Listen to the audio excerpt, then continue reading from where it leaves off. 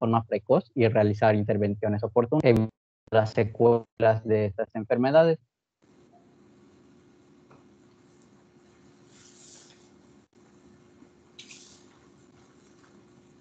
Y bueno, el proceso en el que se lleva a cabo el tamiz, muchos ya lo habrán visto, es muy sencillo. Consiste en recolectar una muestra de sangre capilar en los primeros 3 a 5 días o hasta el día 7 de vida extrauterina. Lo ideal es hacerlo en el talón del recién nacido, aunque en algunos lugares lo pueden hacer en el cordón umbilical al momento del parto, pero como veremos más adelante, pues a veces no es la mejor idea hacerlo al momento del parto, sino esperar al menos 3 días.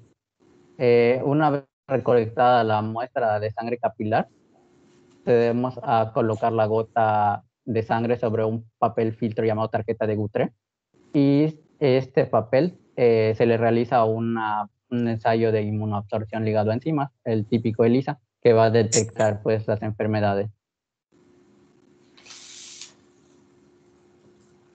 Y bueno, el tamiz tiene como 2 formas en las que lo hacen, o lo podemos clasificar dependiendo de los parámetros o enfermedades que evalúa. El básico es el que realizan las instituciones de salud públicas y algunas realizan el tamiz ampliado. El tamiz básico es el que emplea 4 o 5 enfermedades dependiendo de la institución. Estas enfermedades en general son la fenilcetonuria, galactosemia, deficiencia de glucosa 6 fosfato deshidrogenasa, la hiperplasia suprarrenal congénita y el hipotiroidismo congénito. Pero, o sea, depende mucho de la institución, porque, por ejemplo, hasta el 2009, me parece, la Secretaría de Salud únicamente realizaba el de hipotiroidismo congénito, mientras que el IMSS realizaba estos 4 y creo que hasta el 2009 ingresó el de galactosemia, o sea, fue reciente, más o menos. Mientras que otras instituciones, como por ejemplo el, la Secretaría de Marina, pues ya hacían de 9, igual que Pemex. Pemex era la institución pública que realizaba más que su tamiz incluía más enfermedades, hasta 9 enfermedades, incluyendo fibrosis quística. Ahora, el tamiz ampliado es como lo ideal en un mundo en donde todos se pueden hacer este tamiz. Evalúa de 20 a 67 enfermedades que en general las podemos englobar como enfermedades que se relacionan con errores innatos del metabolismo, por lo cual si una persona se realiza un tamiz básico, pero presenta alguna manifestación que podría ser secundaria a un error innato del metabolismo, entonces lo recomendable sería realizarle un tamiz ampliado. Estas manifestaciones secundarias a errores innatos del metabolismo las podemos entender como, por ejemplo, entendiendo primero qué nos causa un error innato del metabolismo. En general, estos son cuando hay deficiencias, por ejemplo, enzimáticas, y por lo tanto no podemos llevar a cabo la ruta metabólica correspondiente porque le faltan alguna enzima esencial para realizarlo, como pues la deficiencia de glucosa 6-fosfato deshidrogenasa. Al no poderse completar su ruta metabólica, lo que sucede es que tenemos acúmulo de la sustancia que a través de la vía metabólica se podría eliminar. Al tener este acúmulo de sustancia o atrapamiento, pues este acúmulo es tóxico y dependiendo del lugar donde ocurra, va a tener las manifestaciones que ven en pantalla, que puede ser catarata, hipoglucemia, hepatomegalia. Entonces, cuando un paciente presenta alguna de estas enfermedades, uno puede justificar el pedir un tamiz ampliado. Obviamente depende mucho de si la institución lo hace. Por lo general se limita a instituciones privadas que realizan. Pero, por ejemplo, recientemente el ISSSTE en 2019 empezó a hacer el tamiz ampliado. Cabe mencionar que el tamiz no es tan antiguo como uno pensaría. El primer tamiz neonatal se realizó creo que en 1973 en México, pero no fue obligatorio hasta el 1995, cuando ya se incluyó en la norma oficial mexicana que era obligatorio realizarse a todos. Y hasta el 2014 se hizo obligatorio el tamiz ampliado. Sin embargo, como no están establecidas bien qué enfermedades debe incluir, pueden ser desde 20 hasta 67 y no se establece cuáles. Entonces hay mucha discrepancia entre instituciones en esta parte. En cuanto a la parte del sector privado, pues generalmente te piden el tamiz ampliado, es un poco más caro, pero te aconsejan que mejor de una vez. Médicamente, solamente cuando hay antecedentes de algún problema de estos en la familia cercana o distante, se justificaría pedir el tamiz ampliado. De rutina hay que hacer el básico, porque pues como bien dijiste, es una obligación, y el ampliado para casos especiales. Sin embargo, hay mucha variabilidad. Como les digo, en el nivel privado, generalmente piden el ampliado. Cuesta un poco más, pero puedes continuar. Sí. Y bueno, a continuación, mi compañero Michael les va a hablar acerca de las principales enfermedades, tanto del básico como algunas del ampliado.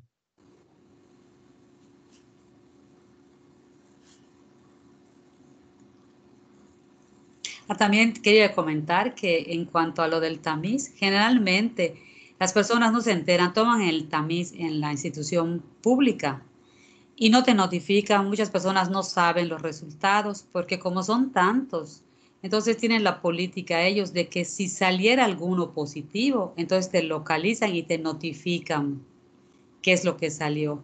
Pero si sale negativo, pues la gente no se entera de cómo fue este resultado. A nivel privado sí, te dan tu resultado y te dicen que fue todo negativo, pero en la pública no. Puedes continuar, Alejandro. Bueno, este es el primer error innato del metabolismo que vamos a ver, es la fenilcetonuria. ¿Me puedes dar clic, Alex, por favor? Aquí el error va a estar en la enzima fenilalanina hidroxilasa, que es la que en la imagen se puede ver que es la que cataliza el paso de fenilalanina hacia tirosina.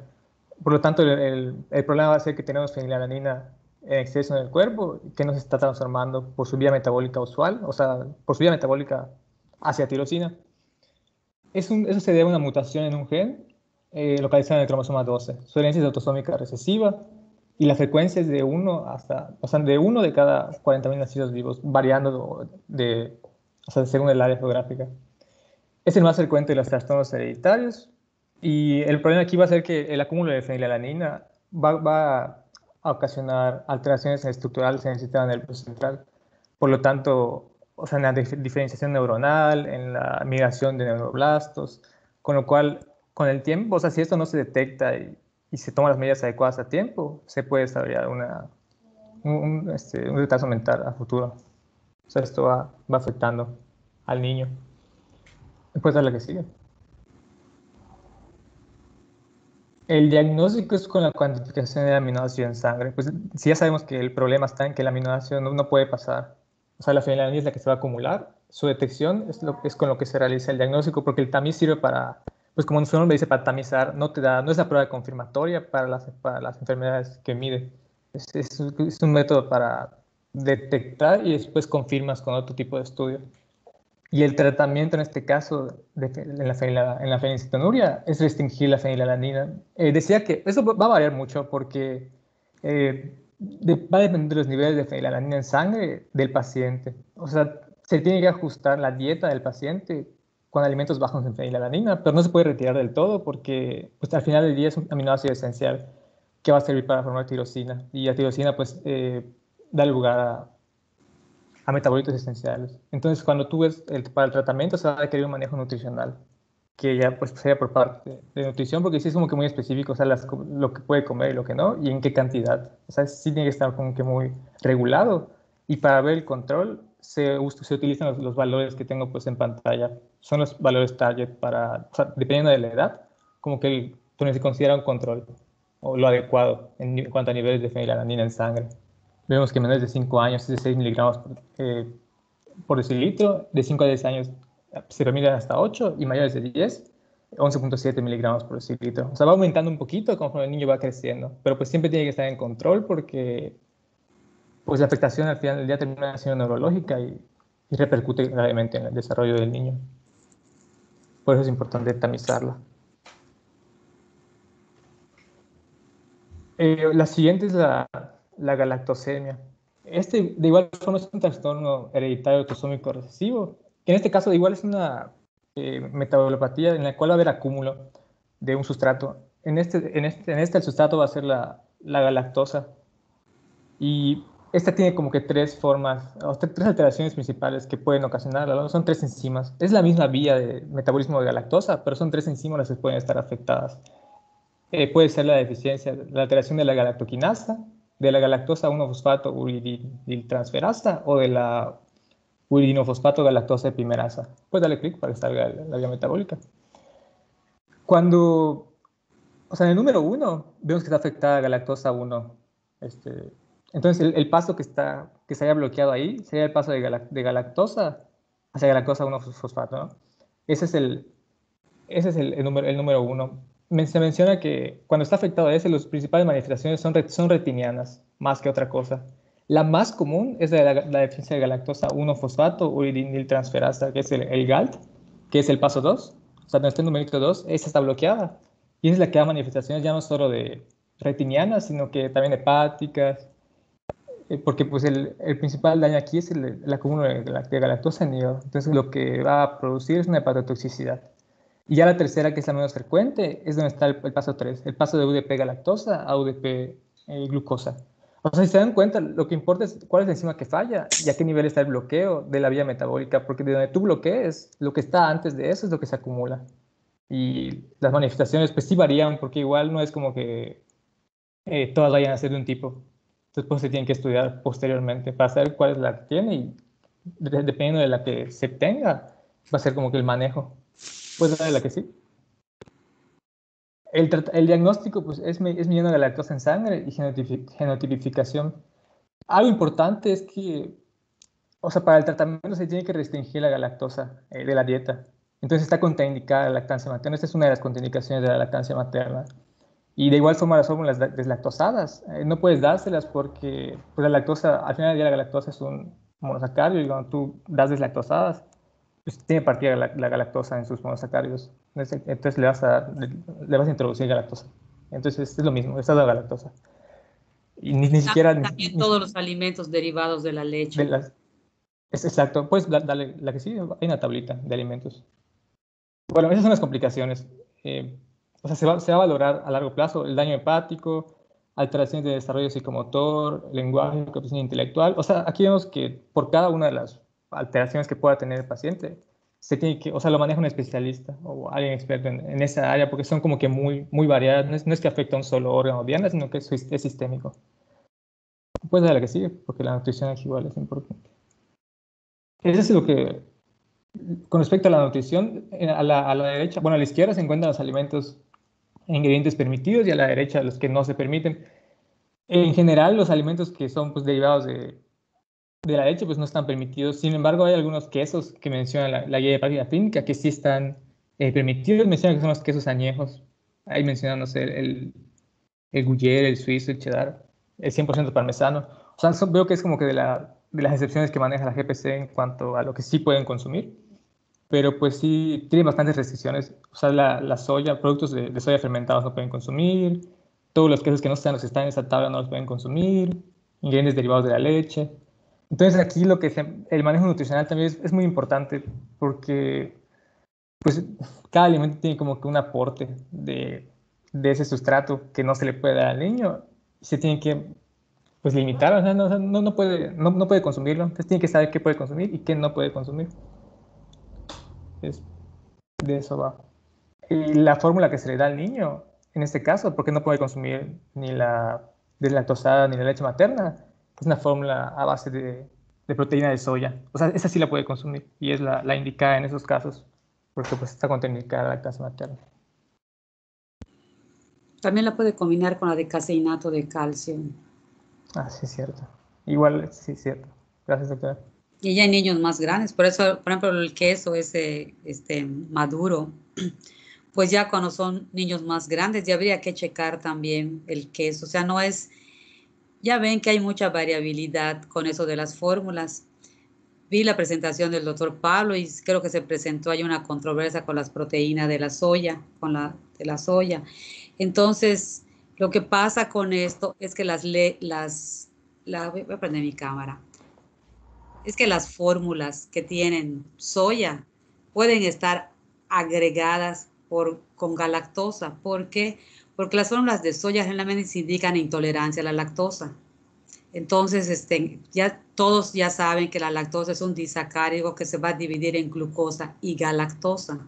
Entonces, el que tiene intolerancia a la lactosa, pues no tiene problema con la galactosa si se la das ya dividida, ya pura, ¿no? Si le das glucosa y galactosa aparte como un alimento esencial, lo va a absorber y no va a tener nada porque la vía de esa lactasa que le falta para dividir la lactosa en glucosa y galactosa es lo que no tiene. Entonces, no tiene problema con la galactosa. Entonces, algunos alimentos de soya están enriquecidos con galactosa para los niños con intolerancia a la lactosa. Pero los niños que tienen galactosemia, hay que checar muy bien las etiquetas. Es muy difícil ver ahorita algún producto porque los productos salen cada año nuevos y hay nuevas formas. Entonces es nada más verificar que la fórmula que van a dar, que sea soya, no esté enriquecida con galactosa, porque la soya en realidad no tiene por qué tener lactosa, porque no es leche. Entonces nada más es eso. El caseinato de plano no tiene, yo no sé si haya enriquecido, probablemente también haya, o sea, es verificar las etiquetas. Igual con los quesos. Hay a veces los quesos que tengan alguna, si dice allá que tiene leche, pues ahí de plano no tiene, o sea, no se puede, ¿no? O sea, qué porcentaje es de leche. A veces hacen los quesos pues de diferente manera de hacerlo, no hacer a la ligera de decir, bueno, cualquier queso cheddar o cualquier no sé qué lo pueden comer, sino verificar eso. ¿Está alguna duda con esto que estoy diciendo? Parece que no. No, doctora. Entonces podemos seguir.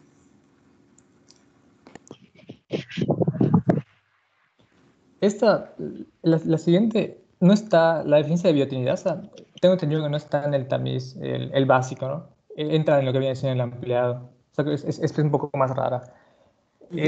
Aquí la deficiencia, bueno, puedes darle clic. La enzima que no está es la biotinidasa. Esta sirve para, o sea, va a servir dentro del cuerpo para como que para reformular, resintetizar la biotina. O sea, cataliza un paso importante que es de la biocitina a la biotina. Como que no la regenera, pero sí como que la recircula para que la síntesis endógena vuelva a biotina. Y lo importante de que se sintetice la biotina es que es requerida para el correcto funcionamiento de enzimas carboxilasas. Y esas carboxilasas son las que van a producir ciertas grasas y carbohidratos y descomponer determinadas proteínas. Entonces, el problema es que no estarías, o sea, vas a tener como una deficiencia de biotina por no estarla recirculando, por decirlo así, porque estás evitando un paso que te da la biotina, pero de forma endógena. Entonces, las manifestaciones clínicas de esta enfermedad, pues nuevamente son variadas, pero mencionaba que en el neonato las iniciales suelen ser más como que sistema nervioso, hipotonía muscular, crisis convulsivas, crisis tónico-clónicas y mioclónicas, que es como que lo más común en neonato. Posteriormente ya se expande hasta síntomas de vías aéreas, mencionaba disnea, tira intercostal, mencionaba inclusive dermatitis atópica, o sea, es muy, muy variado, pero en el neonato son más comunes los nerviosos. Para el diagnóstico se tiene que realizar la medición de la enzima en sangre, pues al final del día si está disminuida, pues es como que lo que usamos para el diagnóstico. Y el tratamiento de esa enfermedad es con biotina, porque pues, si no tienes biotina, se administra biotina y la dosis es entre 5 y 20 miligramos al día. Y pues de nueva cuenta, no es, estas enfermedades por lo general no son de un solo, ¿cómo decirlo?, espectro. O sea, porque pues terminan siendo, a veces hay funciones parciales o deficiencias parciales. Entonces el cuadro clínico pues se ve, va a estar tan afectado como o sea, como la fisiopatología inicial, ¿no? Como qué tanta función enzimática quede o o si está deficiente o no la enzima. Entonces sí es como que es lo que hace variable el cuadro. Pero el tratamiento cuando se detecta es reponer la biotina. Ese es, sin dudas, el tratamiento. Puedes dar clic.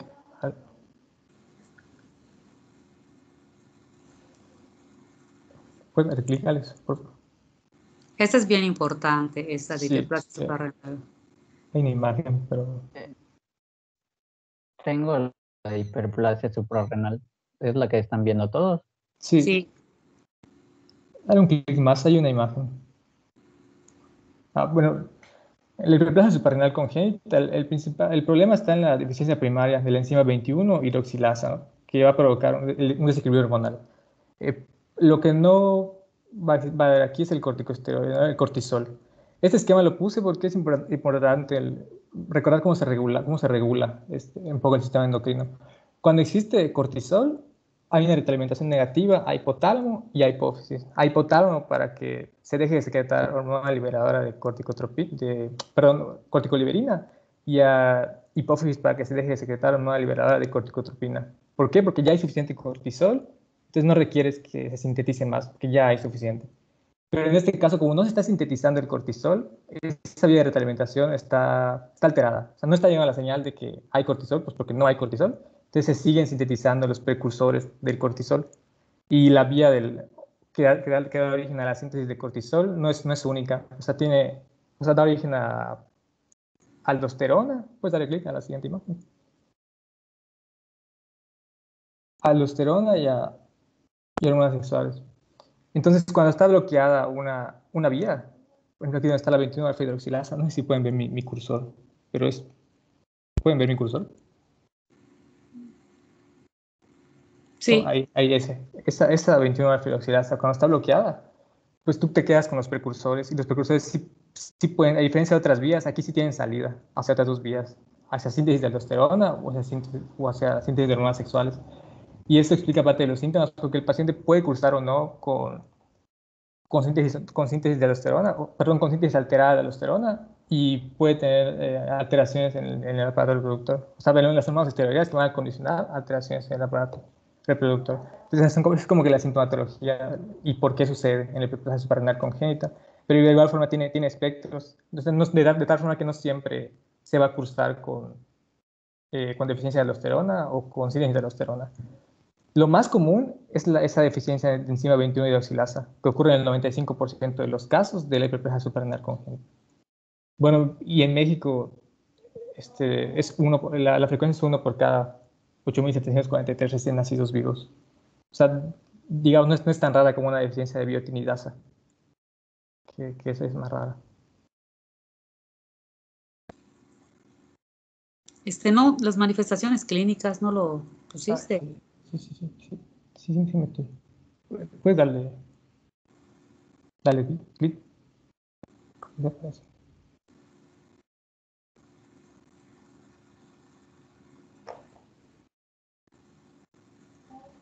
Se cambia de idea. Puedes darle una antes entonces, para que destape lo de... Como puse diagnóstico, es con perfil esteroideo, prueba de supresión de STH, los niveles de sodio, aldosterona y cortisol en sangre. Y el tratamiento pues es con corticosteroide, porque si no tienes corticosteroide, se repone el corticosteroide. O sea, ya una vez que tienes el tratamiento, el diagnóstico, y sabes que no hay corticosteroide, pues administras corticosteroide. Es como que el tratamiento. De sintomatología, lo que no está, pero pues si tienes deficiencia de síntesis de aldosterona, vas a cursar con pérdida de sodio. Entonces el niño va a requerir una reposición de sodio antes de tratar lo demás, porque incluso pues, podría morir si no se tratan esas manifestaciones antes. Igual virilización por el exceso de síntesis de hormonas. O sea, si fuera femenino el paciente, el exceso de hormonas hacia la vía de las hormonas sexuales, pues va a ocasionar puede ocasionar una virilización en el caso de algunos pacientes. Más que nada son como que las manifestaciones principales, porque son las dos vías de salida, la aldosterona o las hormonas sexuales. O sea, una de esas dos va a tener como un exceso de precursores y un exceso de síntesis. Entonces podríamos ver un recién nacido con genitales ambiguos, incluso Sí. tan fuerte la virilización que podría pensar que es un niño, ¿no? Y con criptorquidia bilateral, porque no hay testículo. Y ya la exploración en el ultrasonido, pues se vería que hay presencia de ovarios y dependiendo de la vía, porque la 21 beta hidroxilasa, hay varias vías pues en las que no funcionan, no todos son iguales, entonces el grado de virilización pues es variable, no siempre se presenta, pero a veces es tan fuerte, como les digo, que hace pensar de plano que es un niño, que le faltaron los testículos. Y cuando se acompaña con la aldosterona, pues tenemos perdedores de sal. Entonces podremos recibir en la consulta una mamá desesperada que llegara con su niño deshidratado y que fuera un perdedora de sal, porque las manifestaciones clínicas no se presentan inicialmente desde que nace. A veces puede tardar varios meses en manifestarse. Y a veces llega el niño, se le hidrata, se le deja muy bien, no se sospecha la enfermedad, se va a su casa y en la segunda, o sea, las repeticiones que pisa un servicio de urgencias por deshidratación y por hiponatremia, por la pérdida de sal, hacen sospechar esta enfermedad. Ahora, como se puede detectar por el tamiz, tienen un diagnóstico un poco más temprano de lo que era antiguamente. Esta existe en nuestro medio. Yo he visto varias de estas y seguramente ustedes se toparán alguna vez en su vida con alguna de estas, sobre todo los que vayan a hacer pediatría. ¿Podemos seguir? Si no hay dudas.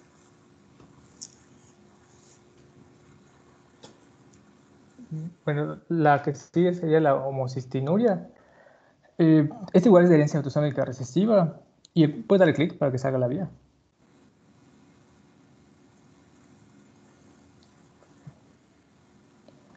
El problema aquí es que no vas a, o sea, no va a existir la enzima cistationina, perdón, la cistationina beta sintasa, que es la que va a catalizar la formación de cistationina a partir de homocisteína y serina. Cuando ingerimos proteínas, se quiere metionina, ¿no? Entonces, la vía de esa metionina tiene dos vías, la remetilación, que es la que está a la izquierda, y la transsulfuración, que está a la derecha. Vamos a fijarnos en la vía de transsulfuración, donde entra la metionina y hasta bajito hay un paso en el que llega homocisteína. Cuando está ahí, para que pase de homocisteína a cistationina, requiere esta enzima, la cistationina beta sintetasa, que es la que en este caso está alterada. Entonces, ese paso no puede darse. Y si no puede darse ese paso, tampoco vamos a tener a la cisteína que va a derivar de la cistationina. Entonces, el problema aquí es que la cisteína es precursora de glutatión y de taurina, que son compuestos de gran importancia metabólica porque funcionan como antioxidantes y neurotransmisores. Y además de eso, vamos a tener un acúmulo de metionina y homocisteína. Esto va a ocasionar un estado protrombótico, disociación del cristalino, osteoporosis, crisis convulsivas, trastornos psiquiátricos, miopatía e incluso retraso mental. Pero pues volvemos a lo mismo, el problema está en un paso metabólico específico, que en este caso es el que está encerrado en negrito, donde no podemos pasar de homocisteína a cistationina y por ende no tenemos acceso a los, digamos, productos de la cistationina, que es cisteína. Y con esto a lo que da origen, ¿no? Que son el neurotransmisor taurino y los antioxidantes que acabo de mencionar. ¿Puedes darle clic?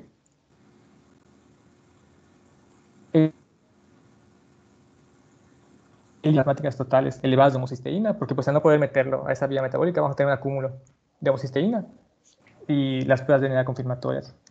Para el tratamiento se requiere una dieta pobre en metionina, o sea, limitada en metionina, con el suplemento de cisteína, porque pues vimos que no se puede dar el paso, porque carecemos de esa enzima.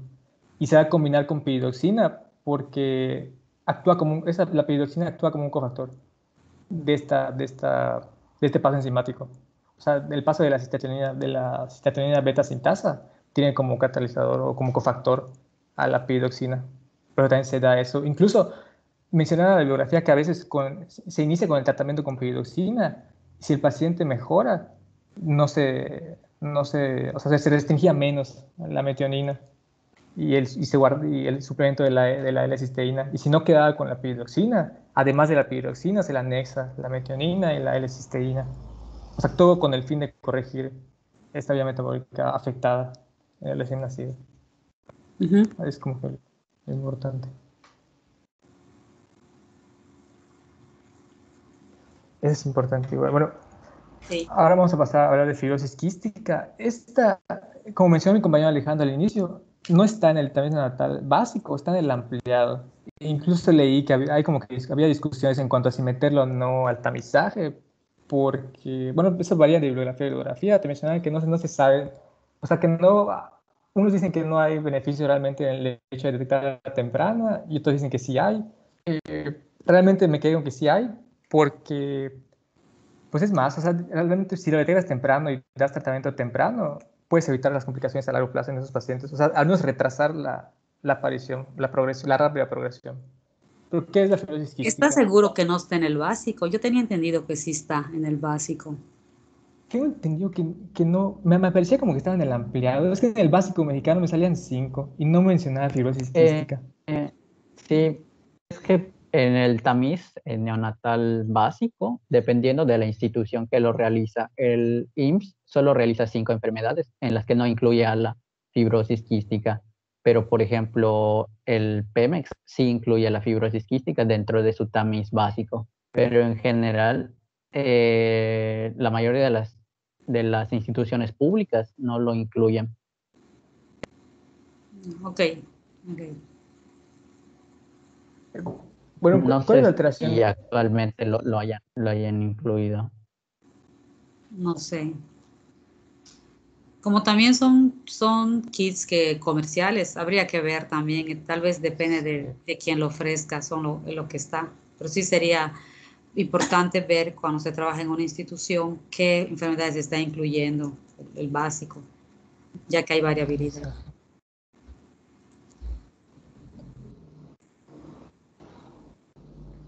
Bueno, esta enfermedad va a ocurrir por una mutación del gen que codifica a la proteína reguladora de conductasa transmembrana, que es la que está como CFTR. La mutación más frecuente es la AF508, que es deficiencia de fenilalanina en ese espacio. Es una enfermedad autosómica recesiva, sí es frecuente, es entre 1 y 8 veces en nacidos vivos. Y las manifestaciones clínicas de esta enfermedad van a estar dadas porque va a haber una deficiencia en el transporte de cloruro en los epitelios.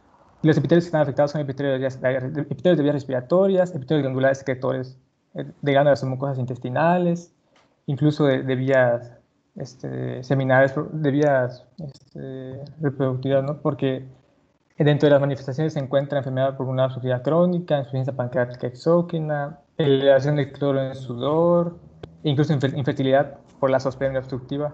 O sea, en realidad los problemas van a estar como que en caso de vías respiratorias y otros tipos de epitelios en la secreción, porque el hecho de no poder secretar el cloruro va a repercutir en lo que está secretando.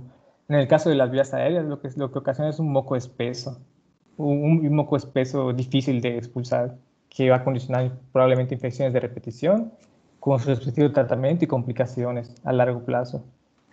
Entonces es importante el diagnóstico precoz porque existen tratamientos que van a minimizar, hacer más lenta esta progresión. O sea, el hecho de dar un tratamiento, si bien no va a curar al paciente, va a disminuir su progresión. Y desde luego no es como que todas sean de la misma gravedad porque hay un montón de mutaciones en ese gen que te van a condicionar a alteraciones en esa proteína. No es como que una sola mutación, porque hay funciones parciales de esa proteína reguladora de la comunicación transmembrana. Entonces, dependiendo del grado de afectación que tú tengas en esa proteína, va a ser la severidad de las manifestaciones clínicas. O sea, por eso es muy variable, pero pues la falla o disminución de la función en esa proteína siempre está. Puedes darle clic. El diagnóstico es con la sospecha clínica más el test de electrolitos en el sudor. Y si quieres saber cuál es específicamente el tipo de mutación que tiene o el grado de función que le queda a la proteína regular transmembrana, se puede hacer una secuenciación genética. Eso ya es va a ser más preciso, más fino en el diagnóstico, o sea, en saber qué tipo de alteración tiene específicamente o cuánta función le queda, qué tan está alterada esa proteína. El tratamiento, pues se tratan las complicaciones que tenga el paciente en ese momento, porque también tiene dificultades para ganar peso, por lo mismo son pacientes que cursan muchas veces con diarrea crónica. Entonces se tratan las complicaciones y para la vía aérea se utilizan nebulizaciones con alfa-dornasa. Esto es por vía inhalada, ¿no? Menciona que las secreciones espesas tienen como que DNA extracelular debido a que los leucocitos como que vienen y esa respuesta inflamatoria que ocasionan deja como ADN extracelular. Entonces la alfa-dornasa lo que hace es romper ese ADN extracelular y volver menos viscoso el moco para que sea más fácil de excretar. Y con eso disminuye las complicaciones infecciosas e inclusive el estado pues, general del paciente porque puede respirar mejor y se requiere menos tiempo o sea, en general se siente mejor y disminuye eso. Ya con disminuir las infecciones, pues estás como que disminuyendo la progresión de la enfermedad y lo que pueda suceder. La dosis menciona que es de 2.5 miligramos una vez al día y con presiones de alto flujo. En panorama general, esto es la fibrosis quística. O sea, es más compleja, pero esto es lo que es de forma general. Uno de los retos como médicos de la fibrosis quística es obtener ese sudor para prueba de electrolitos en un lactante. A nivel hospitalario ven que siempre hay pues aire acondicionado. Entonces obtener realmente es un reto. Fíjate que sea residente, que te digan, a ver, doctor, la cama tal, obtén suficiente volumen, que tienes que tener como 1 o 2 mililitros, cuando menos, de sudor para poder hacerlo. Entonces hay varias técnicas para obtener ese sudor que se puede examinar, porque ya junto a eso, con la sospecha clínica que se tiene, pues ya se tiene el diagnóstico.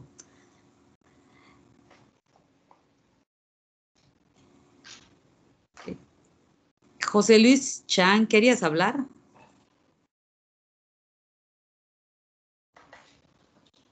Doctora, se levantó mi mano. No, pero como que cambió el color de tu nombre, pero puede ser que no. No está bien, te vamos a seguir.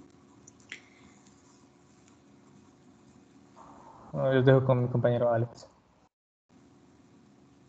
Bueno, finalmente la enfermedad que casi, o sea, prácticamente todos los tamices básicos incluyen es el hipotiroidismo congénito. Seguramente habrán escuchado la famosísima frase que es la causa más frecuente de retraso mental prevenible en el niño. De aquí su importancia.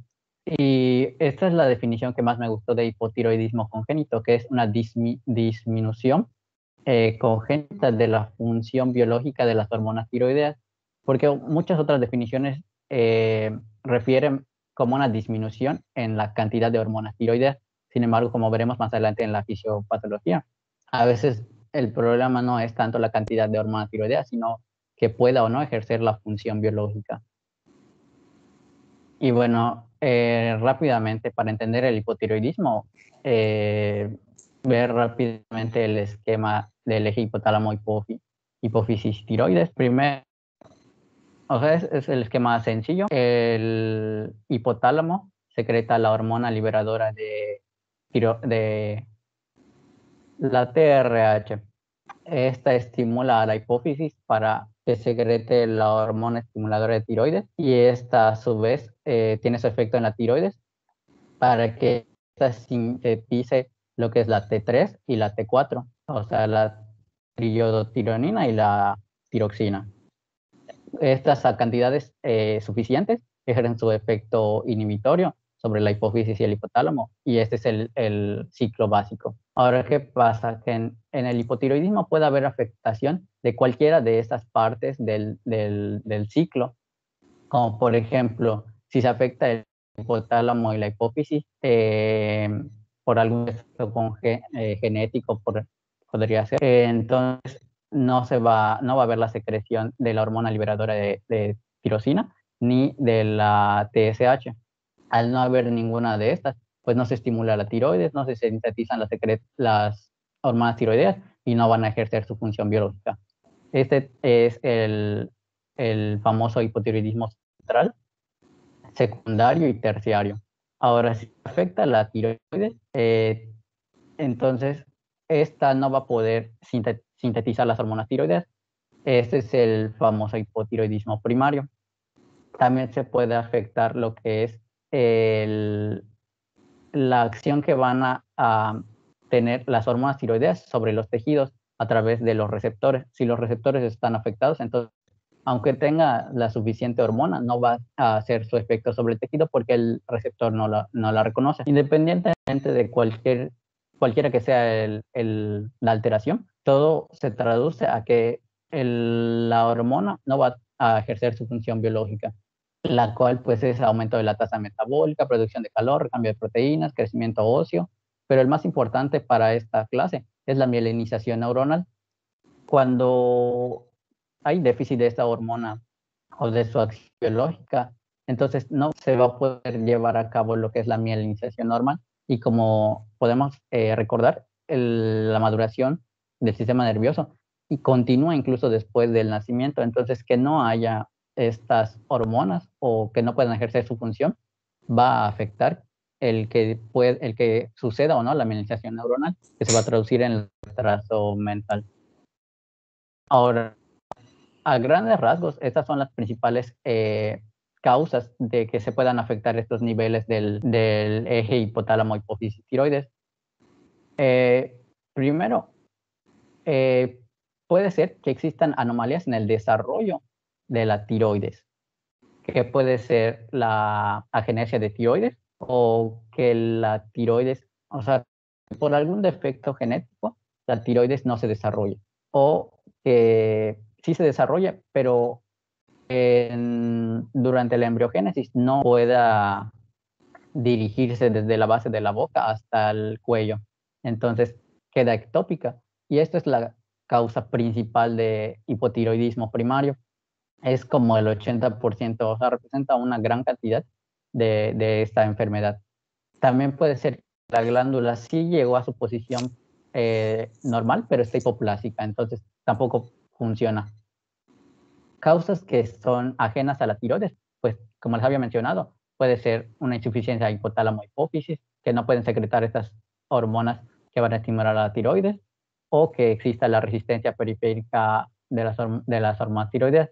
Y aquí me falta mencionar las anomalías congénitas de la biosíntesis de la hormona tiroidea.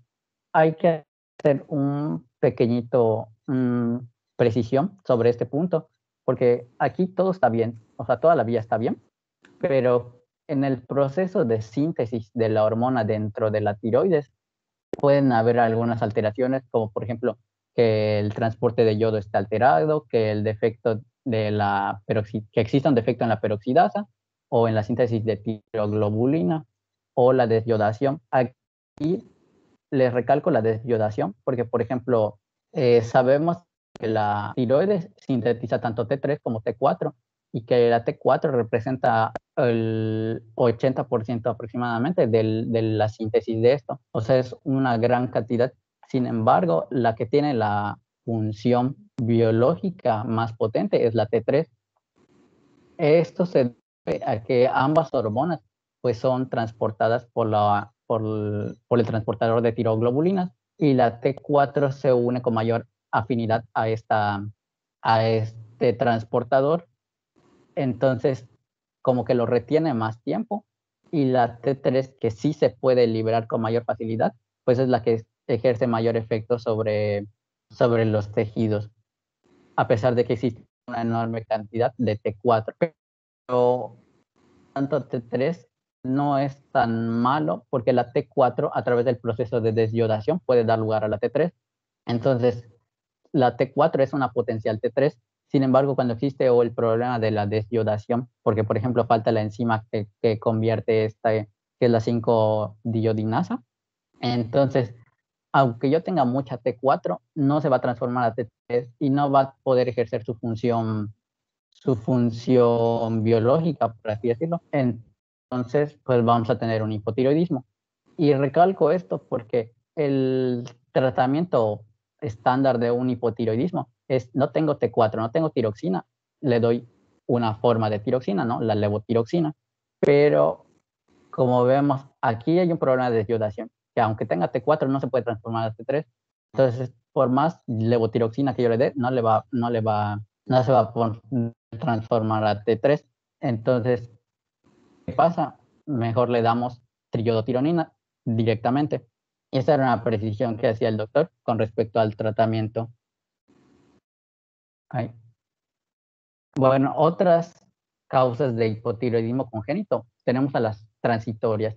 Las que yo les mencioné hasta ahorita son permanentes, o sea, el paciente toda su vida va a ser hipotiroideo, pero pueden haber eh, causas de un hipotiroidismo que van a ser transitorias, como por ejemplo que la madre le transfiera al feto anticuerpos bloqueadores del receptor a través del cordón umbilical. Entonces, el hipotiroidismo va a durar mientras el bebé tenga estos anticuerpos bloqueadores.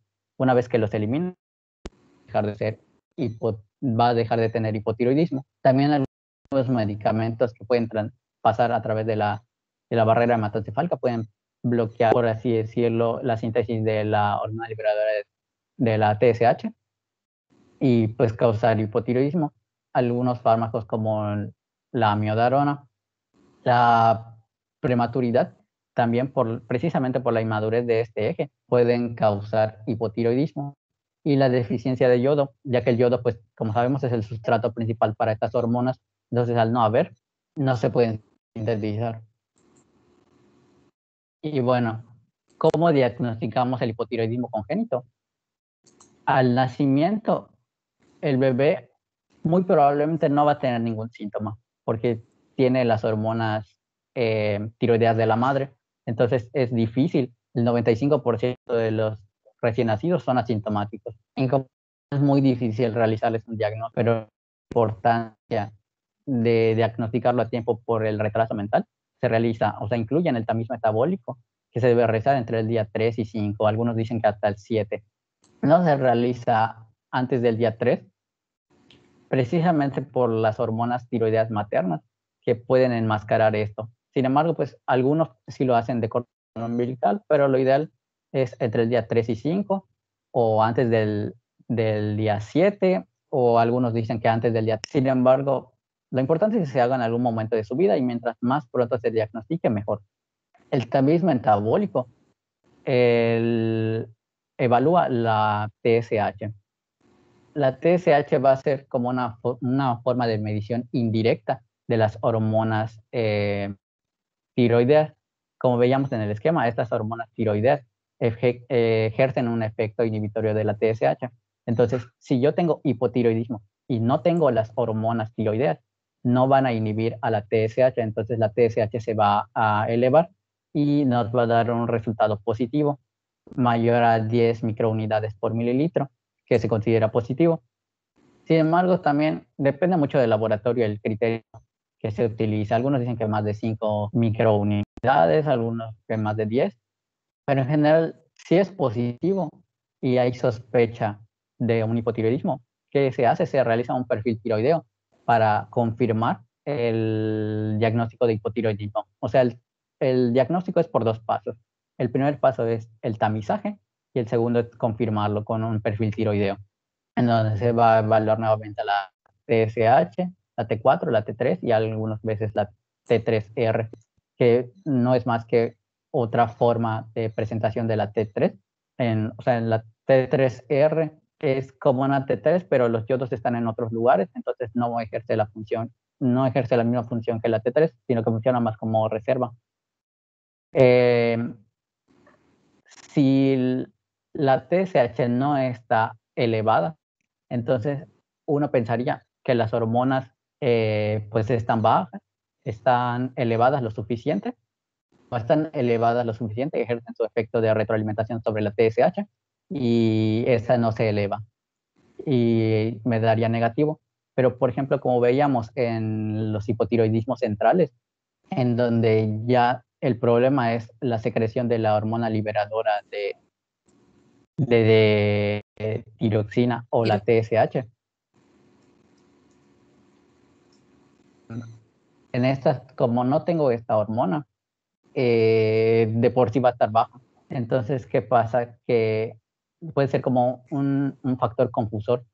Entonces, se recomienda que cuando un niño tiene factores de riesgo para hipotiroidismo o presenta algún síntoma o signo o clínico, tiene alguna de estas dos cosas, mejor le hacemos un perfil tiroideo, porque puede ser que tiene un hipotiroidismo. Si no tiene ninguno de estos dos, pues el seguimiento es normal. Los factores de riesgo, como vemos aquí en la tablita, son muchísimos y algunos son muy inespecíficos, ¿no? Como bajo nivel socioeconómico. Es factor de riesgo para casi todas las enfermedades. Entonces, la que nos interesan para esta parte son, por ejemplo, la deficiencia de la dieta de yodo en la madre o una ingesta de medicamentos que veíamos que pueden causar bloqueo de los receptores, como la miodarona, salicilatos, o también que la madre tenga alguna enfermedad tiroidea o que haya tenido alguna alteración en alguna prueba tiroidea, que el niño haya tenido exposición a yodo en el periodo perinatal, principalmente el yodo 131, que es muy tóxico y daña las células de la tiroides, tenga el neonato trisomía 21, porque estos ya de por sí cursan con hipotiroidismo congénito, o que presenta alguna manifestación de un error innato del metabolismo.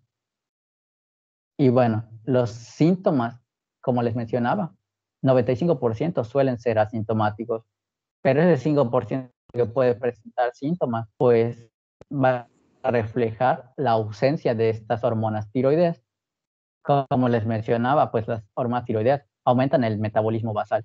Entonces, al no haberla, estos niños van a tener hipotonía, van a estar letárgicos, somnolientos. La hormona tiroidea también aumenta lo que es la temperatura. Estos niños, como no la tienen, van a estar fríos, su piel va a estar seca y moteada.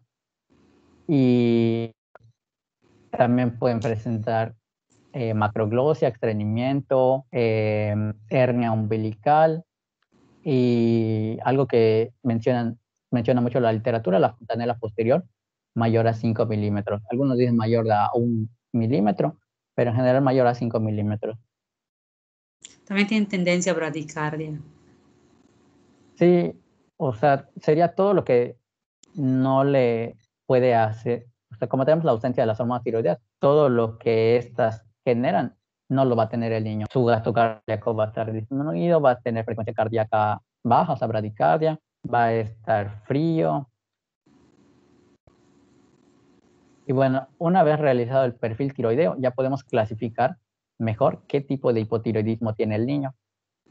Si el niño tiene una TSH baja, una T3 baja y una T4 baja, o sea, todo bajo, probablemente el problema es un hipotiroidismo central.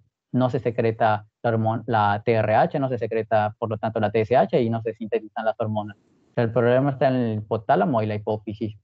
Ahora, si el problema está en la tiroides, la TRH sí se sintetiza, pero usualmente no la medimos, pero sí se sintetiza.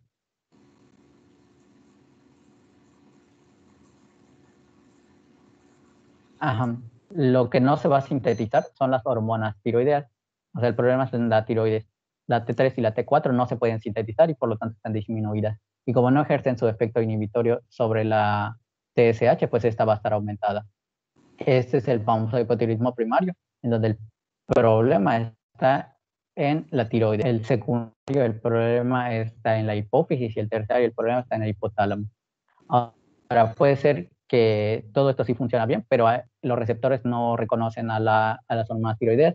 Entonces, el cuerpo sensa como que no tenemos esas hormonas, se estimula a la TRH, se estimula a la TSH, se sintetizan las hormonas, pero aunque hayan más hormonas, no funcionan porque los receptores no las reconocen. Entonces, está todo aumentado, pero el niño tiene hipotiroidismo. También es el conocido como síndrome de Repetov, que es el de resistencia periférica a las hormonas tiroideas. Ahora, hay dos situaciones especiales. eutiroideo enfermo y el hipotiroidismo transitorio.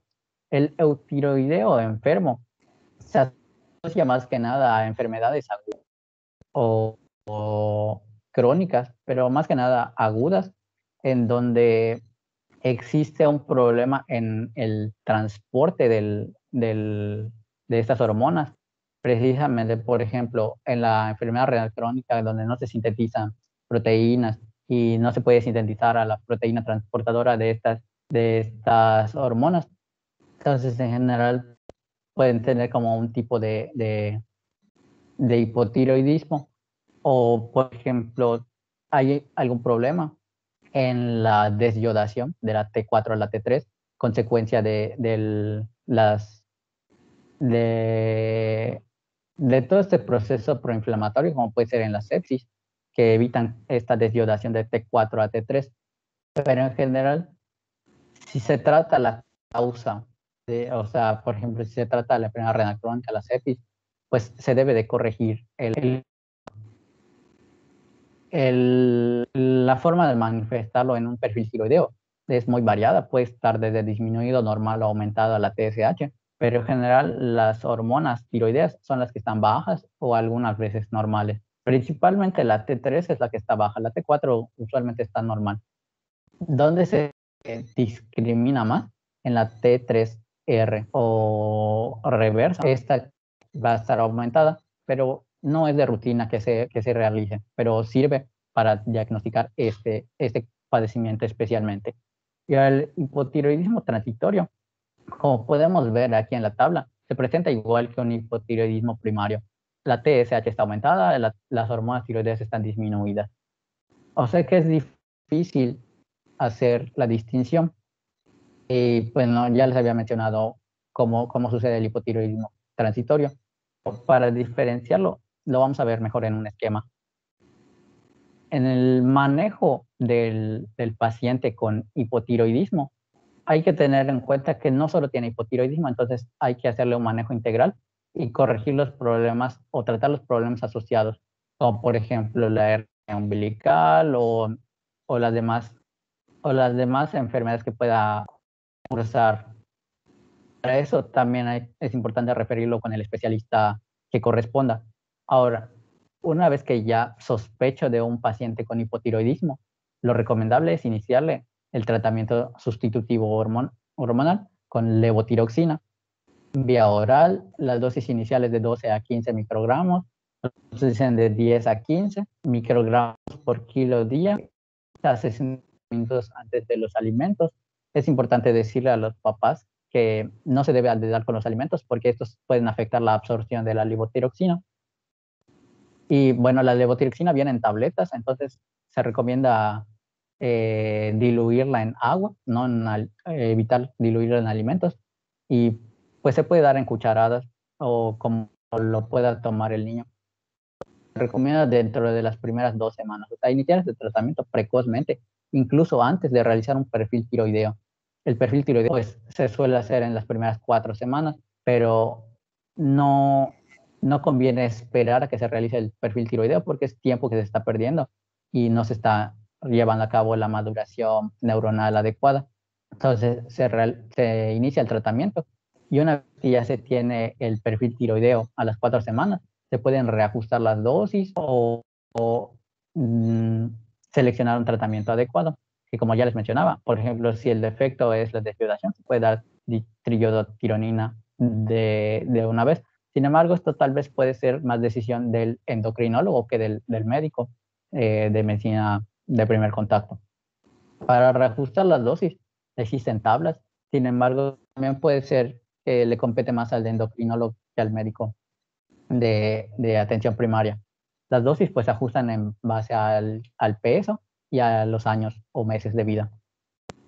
Una vez que ya se tiene el diagnóstico de hipotiroidismo, algunos recomiendan suspender el tratamiento por 2 a 3 semanas y se le realiza nuevamente un perfil tiroideo para poder descartar entre si era un hipotiroidismo transitorio o era uno permanente. Alguna bibliografía refiere que esto se debe hacer a los 3 años, algunos dicen que un par de meses, en los que ya se haya depurado si eran medicamentos o si eran anticuerpos los que estaban ocasionando esto. Pero, o sea, mientras más se tarde en realizar, pues el desarrollo neuronal ya se habrá completado mejor. Entonces no es tan malo esperar a realizar esta suspensión del tratamiento con levotiroxina para ver si los valores, a pesar de no tener tratamiento, son normales. Entonces era transitorio y ya no se tiene que dar tratamiento. Pero si los valores, cuando se suspende el tratamiento, decrecen o son anormales, entonces el paciente sí tiene un hipotiroidismo permanente y el tratamiento lo va a seguir de por vida. Y me parece que es todo. No sé si quiera agregar algo más. No, está bastante completo. También a veces ayuda a reajustar el tratamiento que el niño empieza a hacer signos de hipertiroidismo por la medicación, o cuando es transitorio, que se empieza a corregir el eje en tiroides hipófisis, y también tienden a hacer hipertiroidismo. Entonces se ajustan las dosis, se puede tomar, pero como bien dices, eso es manejo del endocrinólogo, no lo maneja el pediatra normalmente.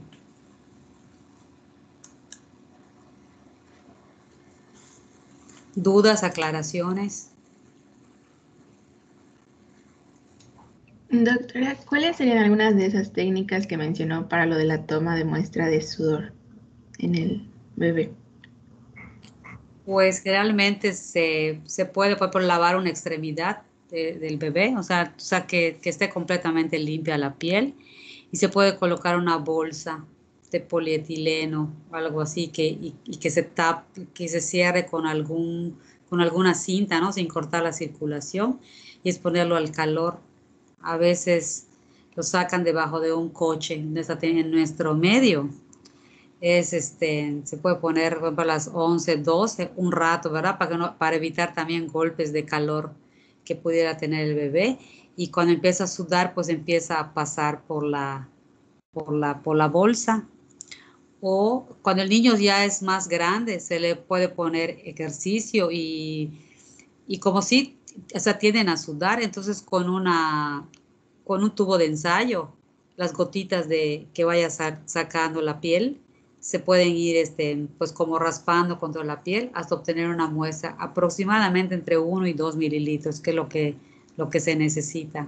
Pero hay otras técnicas que habría que buscar, ¿no? Estas son las dos que conozco para hacerlo, pero sí está difícil, sobre todo cuando el niño es más pequeño, porque poner un niño de 3 años a correr para que sude y todo y recolectar, o sea, lavar la piel primero para que no haya pegado, porque cuando la piel no se lava y tenemos sudor seco, pues se quedan allá solutos. Entonces hay que tener la piel limpia, ponerlo a hacer ejercicio o estar bajo calor y recolectar con un tubo de ensayo las gotitas de sudor. Y cuando son más pequeños, como no se puede hacer eso, entonces una de las técnicas más usadas es poner una bolsa de polietileno y exponerlo al calor, y en la bolsa se va viendo cómo va saliendo el sudor. Cuando se considere que ya hay una cantidad, que les digo, entre 1 y 2 mililitros, pues ya se suspende la prueba y se rehidrata al niño, se le vuelve a poner en condiciones de que no tenga tanto calor, para evitar complicaciones por la muestra. Ok, gracias, doctora. Sí, es que cuando lo leí fue como que, ¿y cómo voy a hacer eso? Pero Ándale. me llamaba la atención. Gracias.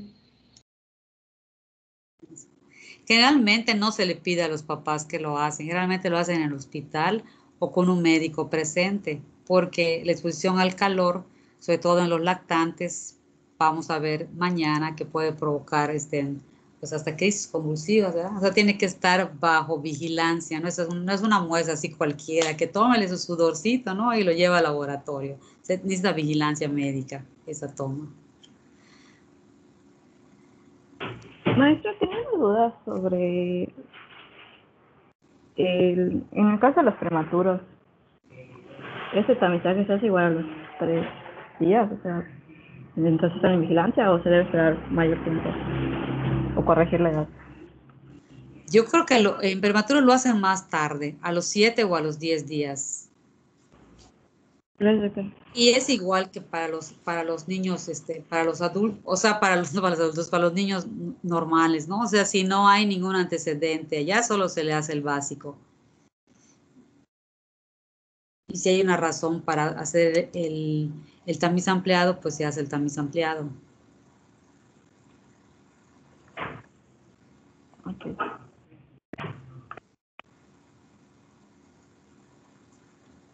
Entonces vean la importancia también del tamiz ampliado, que lo único que quiere es una detección temprana de alguna alteración que posiblemente no ha hecho las manifestaciones al nacer, pero que las va a hacer, es adelantarnos un poco al diagnóstico, verificar, pero como bien dice, no es el diagnóstico, es un tamiz, y como todo tamiz tiene una alta sensibilidad, poca especificidad, entonces como que orienta hacia dónde se debe de buscar y pedir otras pruebas confirmatorias de la sospecha que nos dé el tamiz, y en lo posible evitar las consecuencias. La mayoría de ellas pues van sobre el retraso psicomotor. Como pueden ver igual en el tamiz, no todas son enfermedades de atesoramiento. Por ejemplo, el hipotiroidismo no es enfermedad de atesoramiento, pero se incluyen se incluyen algunas porque por su frecuencia pues pueden que sean susceptibles de poder tratar y de poder hacer algo por ellos, o para dar un pronóstico en aquellos casos en los que no se pueda, que tenga un diagnóstico y que tenga un pronóstico en la familia. O sea, no todas son errores innatos del metabolismo ni de atesoramiento. Como dicen, cuando se empieza a acumular una sustancia porque la vía metabólica no existe y se empieza a acumular y no hay salida, por ejemplo, en el caso de la suprarrenal, pues la salida va a ser hacia andrógenos, ¿no? Pero a veces no hay, entonces se va acumulando esa sustancia y por eso se llaman por atesoramiento, porque se atesoran lo que no puede manejar. Y como se atesoran, es como el cáncer. El cáncer son unas células que no responden a nada y que se van multiplicando y no van haciendo, y van ocupando un espacio. En algún momento de ocupar ese espacio, pasan al torrente sanguíneo y tenemos las metástasis, todo. O sea, hay células allá que no sirven. En el atesoramiento se tienen que atesorar en algún lado. Generalmente se van a atesorar a hígado, a vaso, pero dependiendo de la víscera o lugar que ocupen, pues es un volumen y están, por así decir, estorbando, porque no están haciendo su función que deberían hacer y están dañando el organismo. Entonces, para alguna de ellas, pues hay medicamentos y se puede aliviar con dieta, con medicamentos. La de la fibrosis quística, las nebulizaciones, pues fue una gran ayuda para ellos antes de que tuvieran algún tratamiento, pues se daba acetilcisteína, se daban los fluidificantes como dan para la tos, cuando tenemos una tos seca, que te dan pues ya sea tomado por nebulizaciones, pero ahora ya tienen una herramienta más, al menos para tratar la parte pulmonar, queda la parte digestiva, que también pues están desarrollando drogas para poder ayudarlos. Seguramente habrán visto en algún momento que algún niño que está esperando un trasplante de pulmón, por ejemplo, para fibrosis quística y cosas así. Y el problema de la fibrosis quística es que como son niños con desarrollo psicomotor normal, pues es una enfermedad muy, muy dura, porque el paciente se da cuenta de todo lo que está viviendo la familia y sufre. Como les comentaba ayer, el síndrome de Down, pues ellos no se dan cuenta de sus deficiencias y todo, y hasta ese punto uno puede estar tranquilo porque el niño está contento, pero en las otras, por ejemplo, en esta de la fibrosis quística, pues se da cuenta, y eso es lo que es muy doloroso. Algunas de atesoramiento, la mayoría como cursan con retraso mental, pues también tienen eso de que posiblemente el paciente, el bebé no esté tan consciente del problema. El problema lo tiene la familia, las mamás y la gente que los quiere, ¿no? Son los que están sufriendo. Y el niño pues sufre desde el punto de vista del dolor, porque pues le están tomando laboratorio, el crecimiento del hígado. Ya saben que cuando al cierto tamaño el hígado también duele, cuando se distiende la cápsula que le envuelve. Y pues afortunadamente pues no son tan frecuentes ninguno de ellos, pero cuando suman todos, pues sí se hace una cantidad de pacientes al sumar todas en diferentes patologías, ¿verdad? Entonces, una entre 1000, una en 10.000, pero cuando se juntan, pues ya sí son, ya es significativo y por eso están los tamices.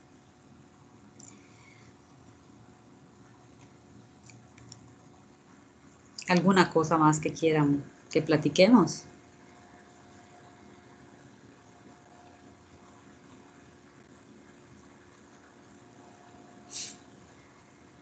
Parece que no. Ok. Entonces mañana creo que vamos a ver lo de las crisis convulsivas, ¿no? Y la epilepsia. Convulsivas. Aquí lo tengo. Abordaje del paciente con crisis convulsivas de primera vez. Febril a febril y secundaria a neuroinfección.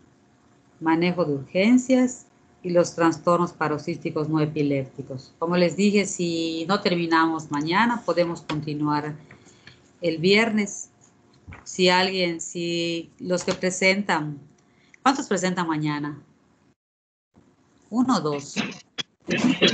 Solo una, doctora, yo presento. Ahí está. Pues si alguien se quiere apuntar de los que todavía no tienen tema para ver bueno, ¿cuál es tu nombre? No me sale. Soy Paola, doctora. No sé si me escuchan bien. Sí. Es que están trabajando en mi casa y no están golpeando y no se escucha bien. Ok. Paola, ¿ya viste lo de los trastornos paroxísticos no epilépticos? Sí, doctora, de hecho está en el Nelson, pero igual encontré un artículo donde te lo resumen muy bien y como son pues bastantes y lo dividen por clases, yo creo que el artículo está como un poco más dinámico que el libro.